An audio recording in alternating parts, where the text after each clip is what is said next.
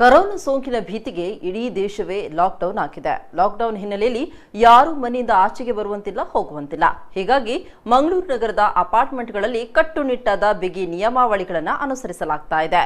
ಆದರೆ ವಿದ್ಯಾರ್ಥಿಯೊಬ್ಬ ತನ್ನ ಗೆಳೆಯನನ್ನೇ ಸೂಟ್ಕೇಸ್ನೊಳಗೆ ತುಂಬಿ ಅಪಾರ್ಟ್ಮೆಂಟ್ಗೆ ಸಾಗಿಸಿ ಸಿಕ್ಕಿಬಿದ್ದಿರುವಂತಹ ಘಟನೆ ಮಂಗಳೂರು ನಗರದ ಆರ್ಯ ಸಮಾಜ ರಸ್ತೆಯಲ್ಲಿರುವ ಅಪಾರ್ಟ್ಮೆಂಟ್ ಒಂದರಲ್ಲಿ ನಡೆದಿದೆ.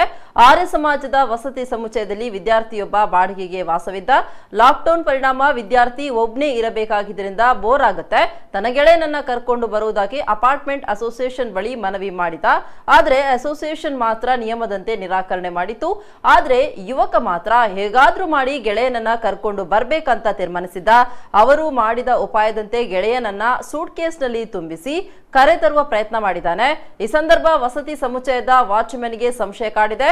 ಯುವ ಸೂಟ್ಕೇಸ್ ಅನ್ನ ಎಳೆದು ತಂದು ಲಿಫ್ಟ್ ನಲ್ಲಿ ರೂಮ್ ಒಳಗೆ ತೆರೆದು ನೋಡಿದಾಗ ರೆಡ್ ಹ್ಯಾಂಡ್ ಆಗಿ ಹಿಡಿದು ಅಸೋಸಿಯೇಷನ್ ಗಮನಕ್ಕೆ ತಂದಿದ್ದು ಕದ್ರಿ ಪೊಲೀಸರಿಗೆ ಫೋನ್ ಮಾಡಿ ವಿಷಯ ತಿಳಿಸಿದ್ದಾರೆ. ಮಾಹಿತಿ ತಿಳಿದು ಕದ್ರಿ ಪೊಲೀಸರು ಬಂದು ಇಬ್ಬರನ್ನ ಸೂಟ್ಕೇಸ್ ಸಮೇತ ಠಾಣೆಗೆ ಕರೆದುಕೊಂಡು ಹೋಗಿದ್ದಾರೆ.